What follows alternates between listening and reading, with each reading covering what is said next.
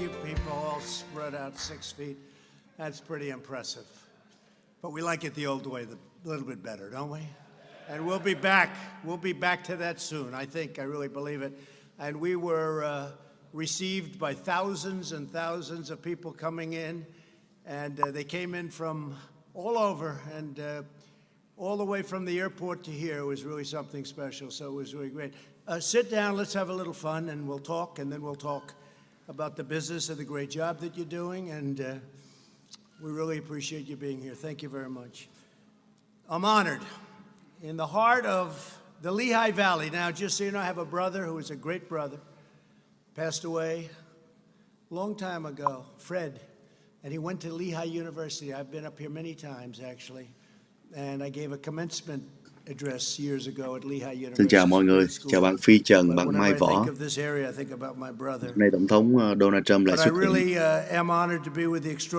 Kỳ này ông tới thăm và nói chuyện tại một cái trung tâm sản xuất phân phối thiết bị y tế lâu đời.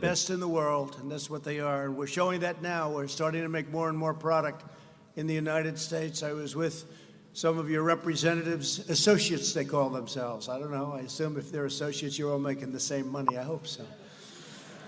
They call themselves associates. Sounds nice, right? More and more I see that. But it's good, and they're doing a great job, frankly. But they're talking about so much of the product now is made in the USA, whereas in the past it wasn't. It wasn't. But they were talking about 90%, 80 to 90% đã được sản xuất ở Hoa Kỳ mà trước đây không có được sản xuất ở Hoa Kỳ. Taken a long while for us to get it. I started that right from the beginning. It's probably one of the major reasons that I'm here. It's called America First. We want America first. Một trong những cái lý do mà tôi tới đây ngày hôm nay đó là vì muốn đặt đất nước Mỹ lên trên đầu. Today we're announcing a groundbreaking initiative to replenish and modernize our strategic national stockpile. The cupboards were bare. You've heard me say it a lot. When we came into this administration, those cupboards were bare.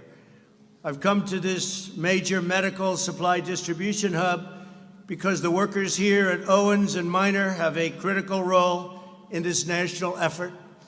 And it's a critical role that you fulfill. Ông nói ông tới thăm cái nơi trung tâm phân phối ở đây. Đây là một cái nơi rất là quan trọng. Cảm ơn những người đội cái nón rất là đẹp ở đằng kia. Các ông đang nói là những người đội cái nón mang cái gì From the moment this terrible virus reached our shores, each of you has worked relentlessly to get the vital supplies to our healthcare warriors, and they are warriors, aren't they? When you see them going into those hospitals. Cảm ơn quý vị đã làm việc rất là không biết mệt mỏi để mang những cái vật tư tới cho những người ở tuyến đầu mặt trận. But they can't get there fast enough, and they're running into death just like soldiers run into bullets. Họ làm việc và họ có thể gọi là bị tử vong giống như là chiến sĩ ở chiến trường, có thể trúng đạn và tử vong. Tôi gọi họ, những người này là chiến sĩ, chiến binh. Những cái chuyện đã xảy ra lẽ ra không nên xảy ra. But each of you has worked relentlessly to get those supplies to our healthcare warriors and all across the hospitals, and specifically for this plant in New York, New Jersey, and Pennsylvania. As you know, the pandemic has inflicted profound hardship, especially in the areas that you serve. Within one heartbeat, America grieves for every life and every family, all of those that have been lost, and all over the world. 186 as of this morning, 186 countries. What a horrible Hiện nay là tới 186 nước đang bị ảnh hưởng rồi. Chúng ta là ngã màu u mũ, đau buồn cho từng cái sinh mạng đã bị chết. Just as the men and women of Allentown have done in every generation, I know it well. The workers at this facility have answered the call in America's hour of need. Many of you are working long before dawn. Get up and you go to work. Tôi biết là rất là nhiều người quý vị làm việc rất là dài giờ trong ngày, từ khi sáng sớm cho tới mịt.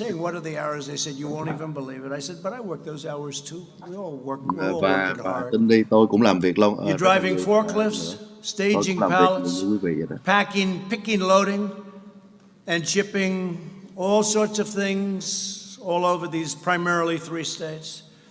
Since February, you have deployed an amazing 1.75 million N95 respirators, and you make them now yourselves. 3.4 million gowns, 80 million gloves, and much more. And on behalf of our nation, I want to thank you because you're making America proud. We really do. We thank you very much. Thank you. Cảm ơn là quý vị đã làm cho người Mỹ phải tự hào về quý vị. I'm grateful to Owens and Minor President Edward Pasica, Tôi along with your Chief rất Operating là cảm ơn Officer người Jeff chủ tịch của Jobs. công ty này. We're also joined by Secretary Alex Azar doing a terrific job, and your statement to the press today was fantastic. He made a very impassioned, strong, powerful statement today. FEMA Administrator Pete Gaynor. Pete, thank you very much. Great job. Fantastic job. You're dealing directly, and you and Admiral John Kolovchek. Where's the Admiral? Admiral, great job. Thank you very much. Are they doing a good job here, Admiral? Huh? Good. When the Admiral says yes, that means you're doing a good job. And the CEO of the U.S. International Development Finance Corporation, Adam Bowler. Thank you, Adam. Fantastic. Every incredible worker here today is part of the greatest mobilization of American society since World War II. You know that, right? We've done things with generators and ventilators and so many different things. We're making products that nobody ever thought would ever need in any mass form. Ventilators is the biggest thing. We made plenty of ventilators, which was very little in the Chúng country. ta đã làm cái điều mà chưa từng làm Many. từ thời chiến And tranh all of thế a kỷ thứ sudden hai, they như said là we sản need xuất rất là hundreds nhiều of những cái máy thở thousands như of vậy đó. ventilators. We need kinds of numbers that you wouldn't believe. And we were mobilized, and with Adam and with the Admiral and with all of these people, and Jared, somewhere Jared is here. What they did is incredible. We brought geniuses in from Silicon Valley. And all of a sudden, within a short period of time, we had 11 plants up making ventilators. Trong một thời gian rất là ngắn, chúng ta đã sử dụng rất là nhiều những nhân tài và chúng ta đã dựng lên khoảng chừng 11 cái nhà máy để mà sản xuất máy thở. Và chúng ta đã sẵn sàng cho mọi thứ có thể xảy ra. Đấy là chúng ta very expensive. I say it's tougher than making a car. And we make the best ventilator. Tôi nói là làm cái máy thở này chỉ còn khó hơn là làm cái chiếc xe mà chúng ta đang làm rất tốt. Mấy tháng trước chúng ta hoàn toàn không có một cái nào cả. And other distributors to launch the very successful and historic Project Air Bridge, which is really being thought of and spoken of in glowing terms. Nearly 150 flights have brought 95 million masks, 16 million gowns, and 921 million gloves to America. Can you believe that? 921 million gloves. It's not even conceivable. Guided by our team, workers like you distributed over 1 billion pieces of protective gear to places in need. A truly remarkable accomplishment. After meeting the Quý vị đã làm việc và đã giúp phân phối trên 1 triệu trên 1 tỷ cái bộ đồ bảo hộ cho khắp nơi.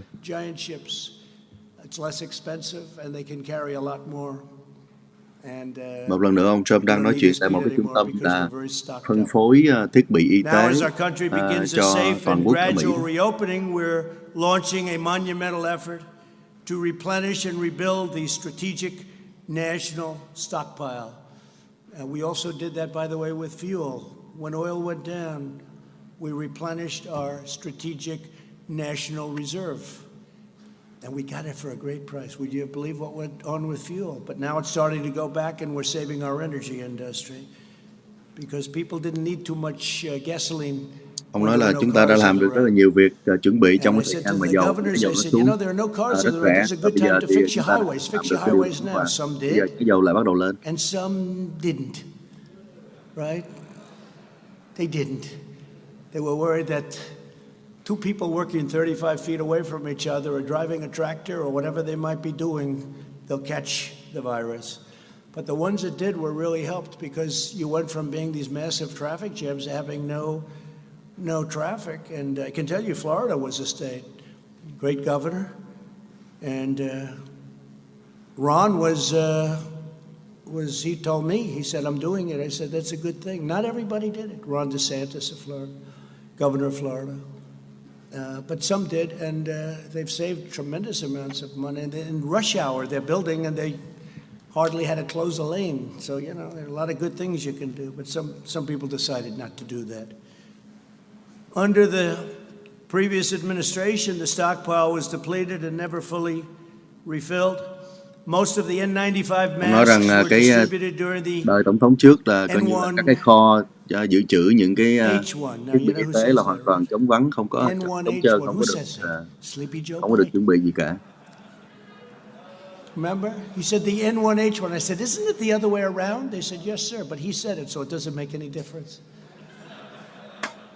But during the H1N1, and that's the swine flu, and there was a pandemic in 2009 that was not well handled at all, got very poor marks. Never again will another president inherit empty shelves or expired products, at least. Ông nói ông đã thừa hưởng một cái kho dự trữ hoàn toàn trống trơn và cũng như hoặc là những cái món đồ mà gọi là quá hạn. You'll never have to deal with the depleted military. The military that we took over was depleted and in horrible shape. We've now spent $1.5 trillion rebuilding our military. Cũng như là cái tình trạng của quân đội vậy, khi chúng ta tiếp nhận từ cái chính quyền trước thì quân đội rất là tệ hại. Chúng ta đã bỏ vào đó 1.5 ngàn tỷ đô la để làm tốt lên cho quân đội. Who would have thought? 1917. Không biết mọi người có nghe cái lời thông dịch hay không? Có nghe rõ cái lời thông dịch hay không? 1917. Who would have thought this was going to happen? That's over 100 years ago. Our effort begins by dramatically increasing our reserves.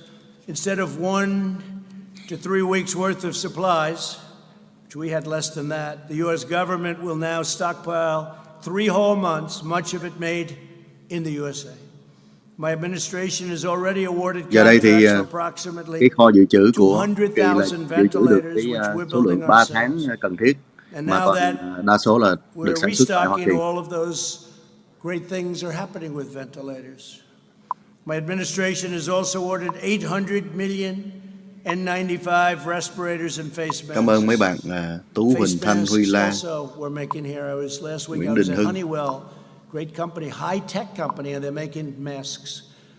And they're making face masks. They're making a lot of different things that 3 months ago they never even thought about. They've geared up. It's incredible what các công ty đã sản xuất những cái món đồ mà trước đây 3 tháng chúng ta chưa hề nghĩ tới là phải sản xuất.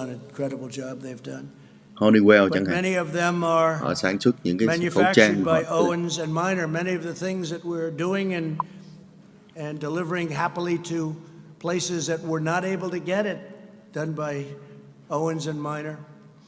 Thanks to a major investment in Del Rio, Texas, your company plans to produce an astounding 20 million N95 masks per month. That's more than you do here. I don't know. You're going to take that? I don't think so. That won't last long, right? But think of that, 20 million N95 masks per month, and that's going to be very shortly. Next, my administration is taking action to modernize the stockpiles during this crisis. Admiral Polovchek and his team built a cutting-edge system that allows the federal government to integrate seamlessly with our nation's largest distributors to procure, produce, and deliver astonishing quantities of supplies where they're needed the most. We have an incredible system. Hope we're not going to need it. Quý vị có một cái hệ thống rất là phân phối rất là tuyệt vời, hy vọng là chúng ta sẽ không cần tới, nhưng mà chúng ta chuẩn bị như vậy.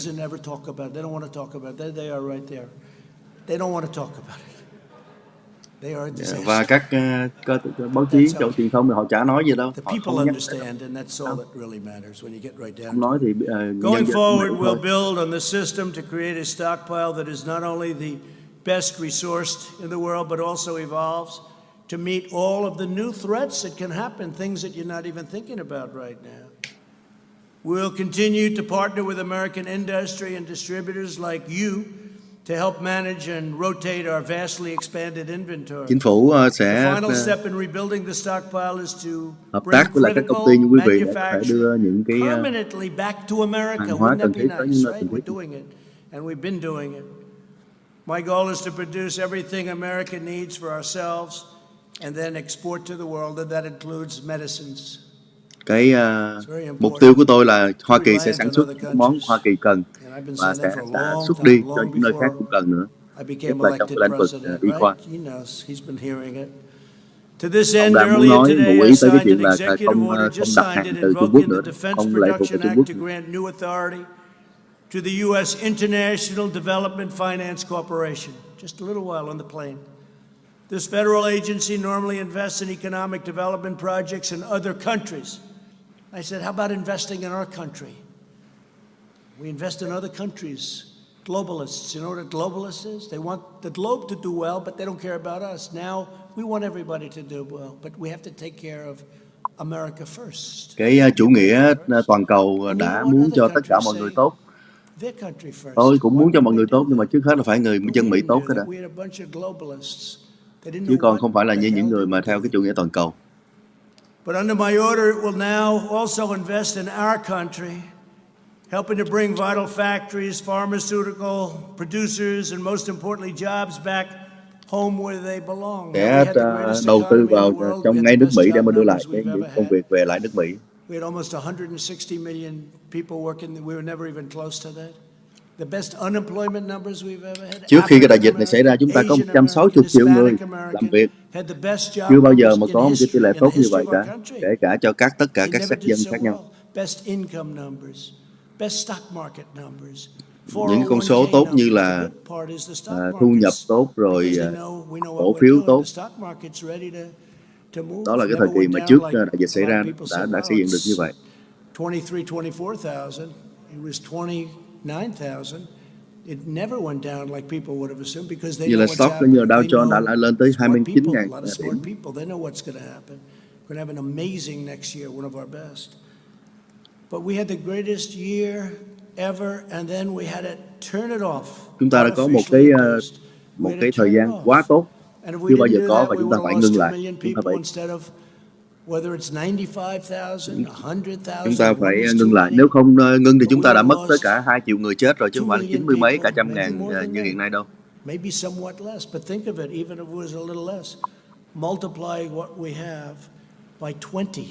Hãy tưởng tượng mà cái con số mà chết hiện nay mà nhân tới 20 lần đó. People would have said, what's going on over here? Multiply as bad as you've seen it. And you know, you can say what you want about the flu, but I've never lost anybody to the flu that I knew. I mean, I've had people.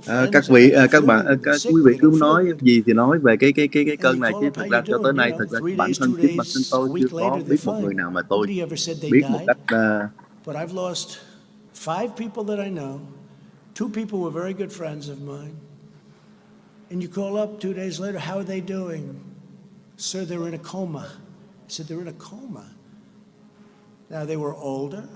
I wouldn't say they were in the greatest of health. I wouldn't say their weight was perfect. Not perfect. But they're gone. So it's just a terrible, terrible thing. In my administration, we believe in 2 beautiful rules. Buy American and hire American. Cái chính quyền của tôi tin vào 2 cái điều, đó là mua hàng hóa từ Hoa Kỳ và thu nhận công việc ở Hoa Kỳ. Nobody has ever done. We've done double what anyone else. If you add up all of the countries in the world, we've done more testing than all of the countries in the world added up together. Chúng ta giờ đây là làm xét nghiệm nhiều hơn bất cứ cái nước nào, tất cả các nước cộng lại chúng ta cũng nhiều hơn. 2 months ago didn't even exist. 2 tháng trước là chưa hề có cái chuyện đó. Bây giờ thì có rất là nhiều những cái phòng xét nghiệm rồi. Chúng ta có cái hệ thống xét nghiệm tốt nhất thế giới rồi. Overrated?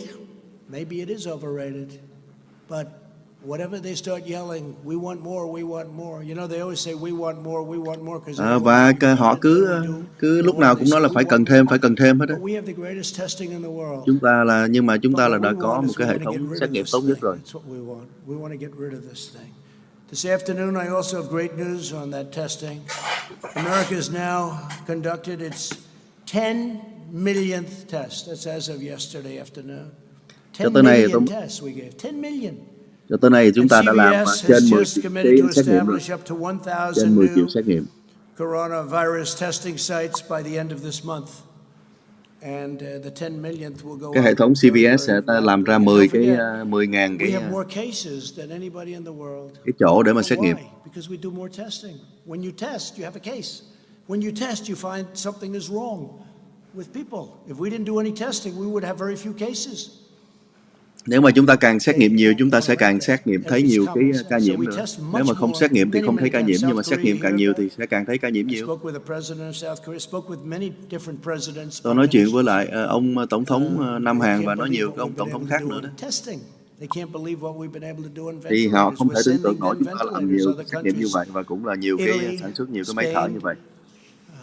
Chúng ta đã gửi máy thở cho tới các nước khác tại Ý và They can't believe the job we're doing. And it's not me, it's the people, all of these people, but it's the people that are doing it, and they have to be given the proper credit for what they've done. Mà không phải là tôi được cái gì cả, mà là cho chính do quý vị làm được cái điều đó đó. What we've done. And they feel very free now to call us because they need help, especially with the ventilators, because that's hard. That's not a cotton swab. That's a very hard thing, very, very hard thing to produce. Joining us today are a few of the workers who have kept our hospitals supplied through this crisis and take part in a great, great rebuilding that's going forward. I say it's the transition to greatness. Tôi nói là cái từ của tôi sai là chuyển tới những cái điều tốt đẹp nhất. Is going to be through the roof. We have to get your governor of Pennsylvania to start opening up a little bit. You have areas of năm tới chúng ta sẽ có một cái năm tốt đẹp. Bây giờ các thống đốc bắt đầu mở cửa các bang của họ lại rồi, như là is a Marine Corps veteran who served our country in the Gulf War and Somalia. Now he continues that spirit of service as an operations supervisor. And Dennis, please come up and say a few words. Come. Ông giới thiệu một người cựu chiến binh đã từng đi đánh nhau ở bên nước ngoài, bây giờ đây về lại và tham gia vào cái công ty để làm việc như là một người quản lý. I want to first start by saying thank you to all my teammates out there. Tôi muốn bắt đầu bằng cách là cảm ơn tất cả những người trong đội của tôi. I want to say thank you to you guys. You guys are ones who did this. So thank you. Nói cảm ơn, phải cảm ơn, vỗ tay cảm ơn các anh, các chị. I know we're in a crisis situation with our country, and people have asked me how it's changed. For us, it's almost with little modifications. It's day-to-day business for us as dealing with the medical supplies. But I feel the one emphasis is on the seriousness. Whenever you're dealing with the medical field, it's a serious thing, but it's exponentially grown with what we're dealing with now. And if we make a mistake, it's amplified. So, tôi muốn nói là công việc của chúng tôi ở đây rất là nghiêm trọng. Nếu mà làm một cái gì sai là có thể là coi như là vô cùng là nguy hiểm. Xin cảm ơn. Chúng ta thấy bây giờ đây thì để hai cái microphone khác chứ người lên nói chuyện không có đứng nói chuyện chung với lại cái microphone để hai cái microphone rất là xa để mà đứng. They were told to be very low key when you walked up. They said, "We don't care. We're clapping for Dennis. Thank you." I saw what went on there. Eric Yost is a distribution teammate who is now in his 26th year with Có bạn là tên là Tú Huỳnh Thanh nói là tin tức nghiêm túc như vậy mới hay. Đưa tin ông nội Trần Dần là Sam nhất. Cái đó thì cũng nên đặt câu hỏi về cái đó. Tại vì có người thích nghe cái này, có người thích nghe cái khác. Rất nhiều người cứ đề nghị là Trần Dần nói chuyện, cho nên là cái slogan, cái câu khẩu hiệu của Sa thank you also. cám mà. If it wouldn't be for this great team of Owens and miners all over the nation, Cầu we wouldn't xem be và here nghe today. khác nhau. mình I không want to có thank you all. Thank cho you rằng again. cái nào là quan trọng. Uh, Có thể đối với người này the là vàng, 26 years that I've been here, người kia là we cám, started off là vàng, kind thượng of vàng, small cám. back when Stewart was transitioning over to Owens and Miners. To make a long story Một short, we người started with khác ở little trong stickers. nhà máy đang nói chuyện And nữa. modern technology today revolved to where we have RFs, and we're better to equip the hospitals a lot quicker and pick it, receive it real fast. And then when this coronavirus came into place, we had to really react, and we did a great job on that. I mean, think about all them numbers that the president threw out there. I mean, that's a phenomenal job. We brought it into these buildings. We got it in, we got it out, we got it to the hospitals that were in dire need of all this. And my hat definitely goes off to all you guys. Thank you very, very much. Tôi muốn ngã nón chào và gọi là các bạn, ngã nón kính phục các bạn. Thank you very much. Carol Tim is a safety and Bạn training anh Trần nói coordinator tin who tức has đa dạng tốt taken mà on thì đúng extra thôi. Tại duties vì during the cái emergency. Formosa TV không Carol, phải là một please come on. cơ quan truyền thông định hướng theo kiểu cách này cách khác mà cái chính là đem lại cái thông tin đa dạng cho khán giả. Chính khán giả là người định hướng cái thông tin mà họ tự nhận cho họ thôi. And I think everybody knows I've been so excited about your visit. I'm the safety training coordinator, and my job is to make sure everybody goes home at the end of the day, which is Để very thêm một người important to everyone's nữa ở family. trong công ty lên phát biểu. It's important to America because it's important for these people to show up the next day.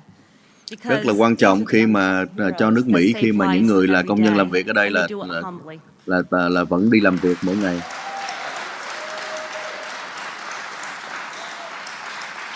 Mr. President, I wish you could have been here when we get the order to start transporting the masks and the gowns and everything that needs to go out to these hospitals. When that order came in, teammates from all different shifts just stopped without hesitation, and they flowed like magic in this facility. It was amazing to be able to see that. And Tôi muốn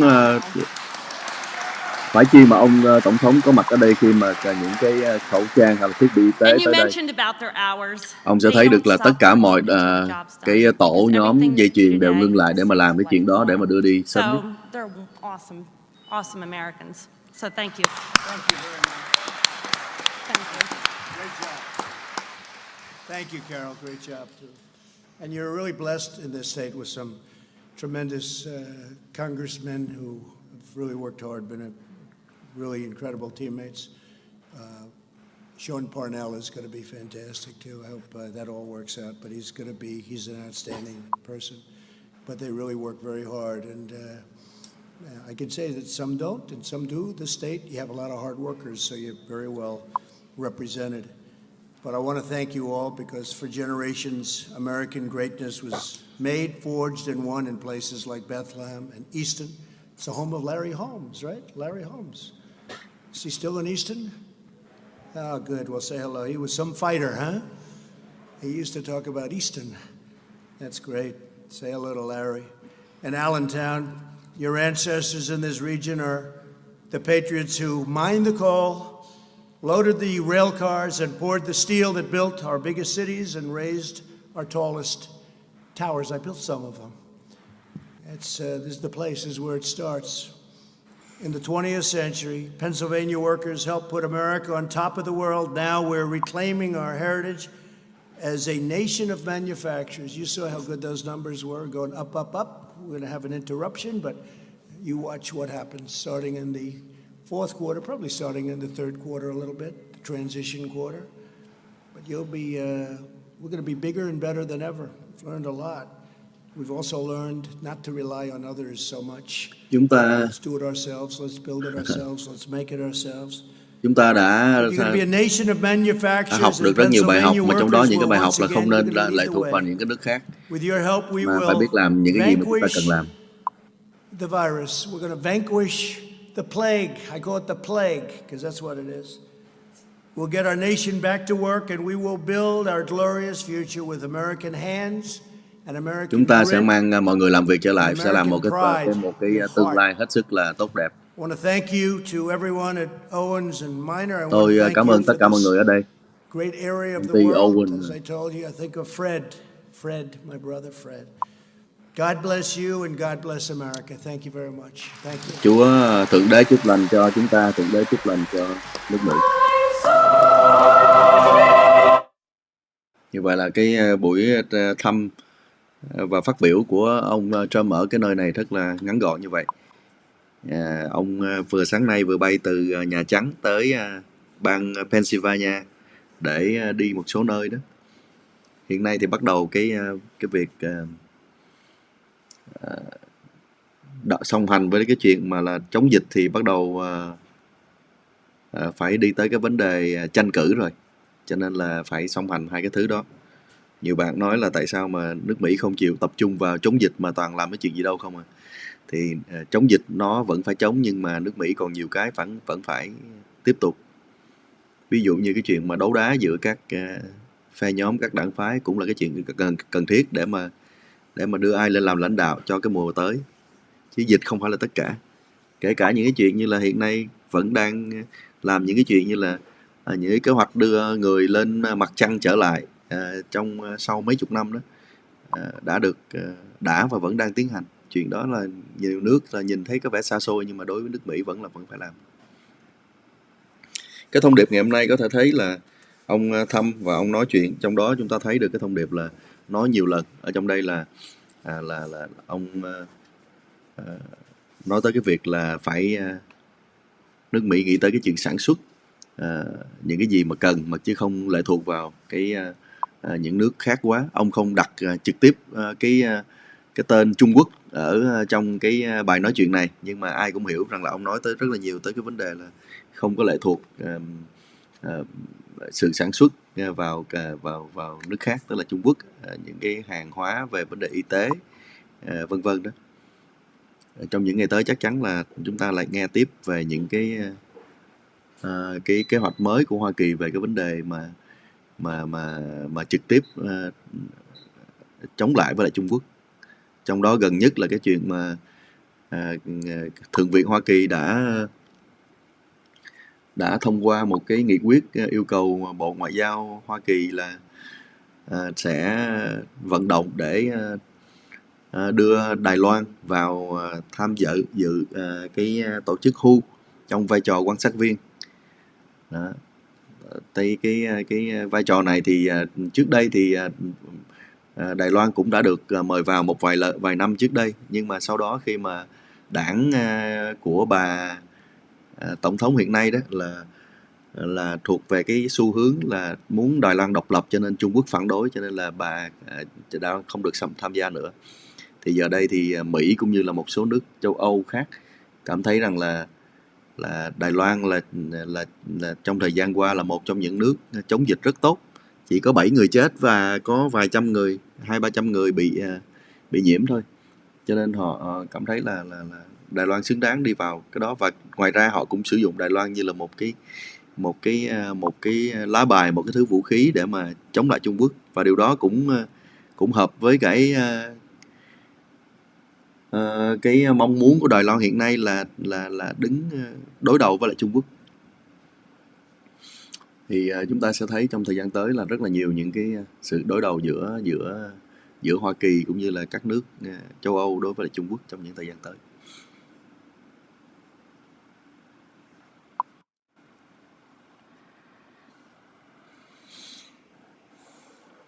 Như vậy là coi như là tạm chấm dứt cái buổi hôm nay. Ngày hôm nay vào lúc 5 giờ mọi người, 5 giờ California, tức là 7 giờ giờ Việt Nam, hoặc là 8 giờ tối giờ Washington DC, 7 giờ sáng giờ Việt Nam, 5 giờ chiều giờ Cali sẽ có một cái buổi nói chuyện live với một số người có ảnh hưởng ở trong ngành nail, rất là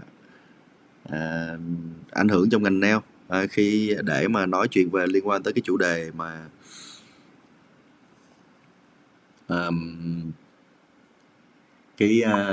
ông thống đốc bang California, ông Newsom đã có những cái phát biểu được cho rằng là không có trách nhiệm khi mà nói rằng là cái ca nhiễm đầu tiên ở California thì nằm ở trong một tiệm nail ở vùng Bắc Cali. Ông không nói rõ là tiệm nail đó là của người nào làm chủ, nhưng mà đa số tiệm nail ở California, có thể nói là 70% tiệm nail ở California là do người Việt Nam làm chủ, và 50% là trên toàn nước Mỹ là do người Việt Nam làm chủ. Do vậy thì trong thời gian qua là rất nhiều người ở trong cộng đồng Việt Nam, trong cộng đồng người làm nail đã lên tiếng phản đối. Và cũng có những cái tiệm nail của người không phải sắc dân Việt Nam họ cũng phản đối luôn, nhưng mà người Việt Nam là tương đối là phản đối mạnh. Thì chiều nay chúng ta sẽ nghe những người có ảnh hưởng trong cái ngành nail Việt Nam ở đây sẽ cho ý kiến của họ, cũng như là họ sẽ chia sẻ cái thời buổi này nó như thế nào, liên quan tới ngành nail nó như thế nào. Sẽ rất là hứng thú, đặc biệt là bạn nào mà đang làm trong ngành nail ở Mỹ thì nên không nên bỏ qua cái buổi chiều nay đúng 5 giờ giờ Cali.